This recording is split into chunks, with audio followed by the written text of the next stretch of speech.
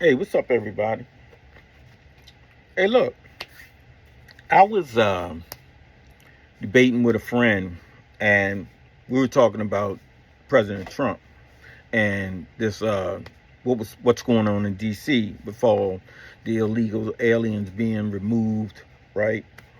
And he felt like Trump should not be president because he's a convicted felon, right?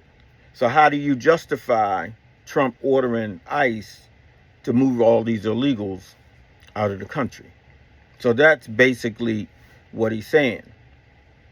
I want to explain because I don't think a lot of people understand what happened in that courtroom and why, as you see now, Trump is winning all these cases. They're getting overturned. They're not getting overturned because he's lucky. They're not getting overturned because they like him. They're getting overturned because what they did was against the law. Now, what did they do? I'm going to give it to you basically like this. If you own a house, and let's say your house might be worth $100,000 when they look it up on the market, right? But you want to sell your house. So when you go to sell your house, your value to your house, you think is $200,000. So if you want to buy my house, you're going to have to pay $200,000 for it. Now, as consumers, we have a choice to either buy or fly. We don't have to make a deal. But if we make a deal, what part of that is illegal? Because guess what? I get my money, they get their product, and the banks are okay on their loan. So my question is, well, let me just say this. So what happened to Donald Trump is they tried him. Letitia James, they tried him in court. And when they tried him in court, they turned around and the allegation was Donald Trump overinflated the value of his property in Mar-a-Lago, right? And as a result of that, right, he basically perjured himself for lying about what the value of his property was.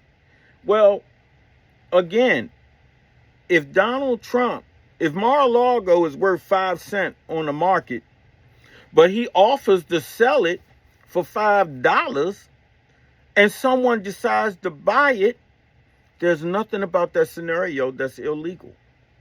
And believe it or not, that's exactly what he's being charged for. I'm trying to break it down so you actually understand what actually happened in that courtroom.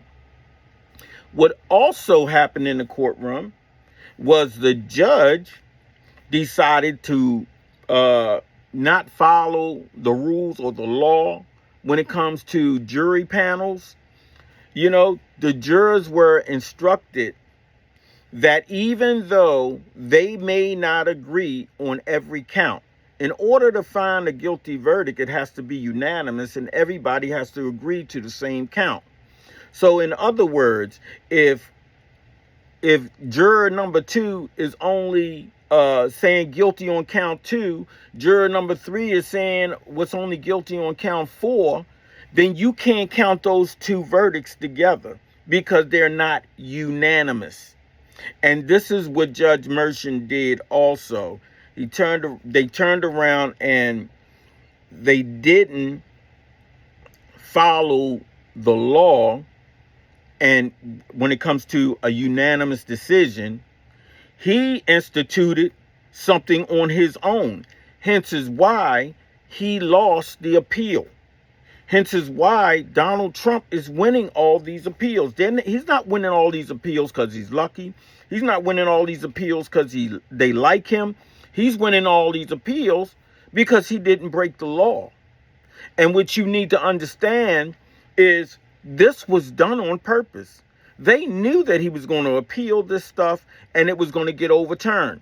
But what their intention was to throw this stuff out there tie him up in court, make him spend all this money, right? In the meantime, he can't campaign in the elections.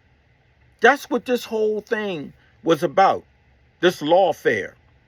So I just wanted to throw that out there. If I'm wrong about something, or I said something that I shouldn't have said, or that I misunderstood, hey, feel free to give me some feedback.